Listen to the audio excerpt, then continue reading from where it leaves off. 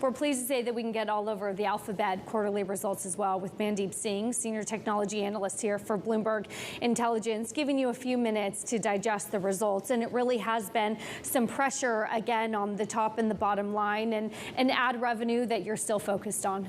Yes, I mean, if you look at the top line, they grew 6%. Well, in 2009, during the global financial crisis, Alphabet grew 8%. So this is a really bad print, although 5% impact was currency. So you kind of expected, given Alphabet's international exposure, that currency would be a big headwind.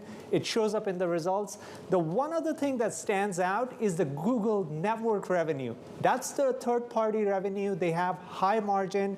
They had a $700 million miss on that. That's huge, and it goes to show that search is getting impacted because of Apple's IDFA changes. That is where pricing is most imminent in the print. And therefore, when you are looking to Sundar Pichai, the CEO of the business, talking about sharpening their focus on a clear set of product and business priorities, where do you want them to be sharpening their focus on? Well, search is their main business, and that is what drives margins. The reason why you see a 10 percentage point miss when it comes to operating income is because search underperformed.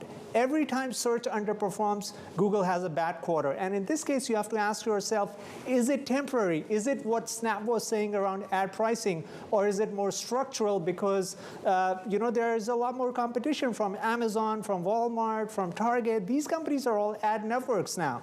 So they could be taking share on the retail side. Google has a much more diversified base when it comes to the advertisers. You have travel and financial services. But on the retail side, maybe they're losing share here.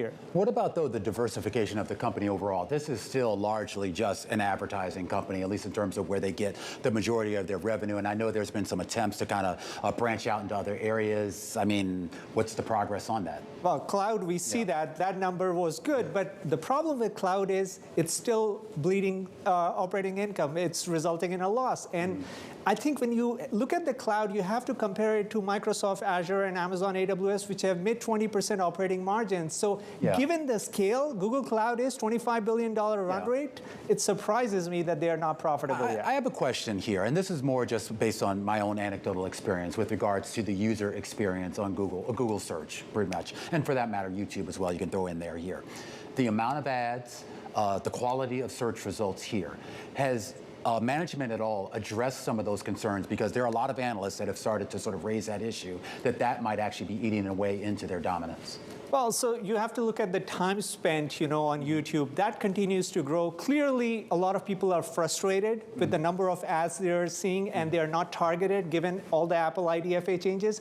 But still, search continues to be the category where they dominate.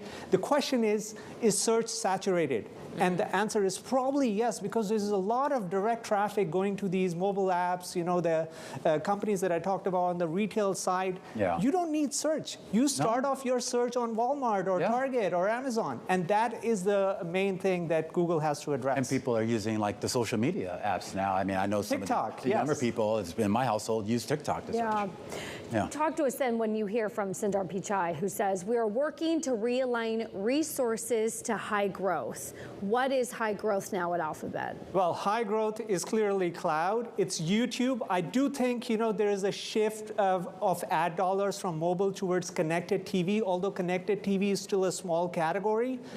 YouTube is the main player when it comes to connected TV. You have others like Netflix and Disney and, all the new entrants, but connected TV could be a big category, so that is a growth engine. And then Waymo. They just don't talk enough about Waymo on the earnings call. I mean, that's the part that excites me the most, because you see Tesla, how well it has done, through autonomous driving. That is the part they have to commercialize. But is that not a profitable business yet? Is that why maybe it's not getting the attention? It's not prime time ready. And you just don't see enough, in terms of commercialization and partnerships, and that is what they need to talk about more.